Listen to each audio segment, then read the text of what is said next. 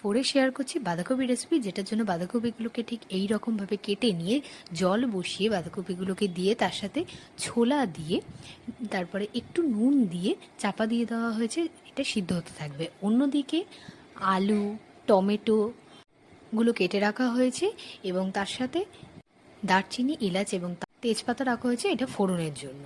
অন্যদিকে দেখুন বাঁধাকপি সিদ্ধ হয়ে গেছে। এরপরে কড়াইতে তেল দিয়ে ফোড়নগুলো দিয়ে তারপরে মৌরি দিয়ে আলুগুলোকে ভালো করে ভেজে নিতে হবে নুন, হলুদ এবং আদা বাটা দিয়ে।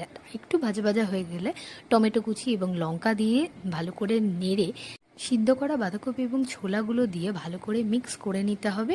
তারপরে চাপা দিয়ে দিতে হবে এবং বাঁধাকপিটা হতে দিতে হবে। এরপরে চাপা খুলে দেখবেন হয়ে যাওয়ার পরে সামান্য গরম মশলা, সামান্য পরিমাণে চিনি দিয়ে তারপরে একটু ভাজা মশলা ছড়িয়ে দিলেই রেডি বাঁধাকপির রেসিপি। আচ্ছা, তো ভিডিওটা ভালো লাগলে লাইক, শেয়ার, সাবস্ক্রাইব, কমেন্ট করে ফেলবেন। তো আজকের জন্য টাটা সকালকে।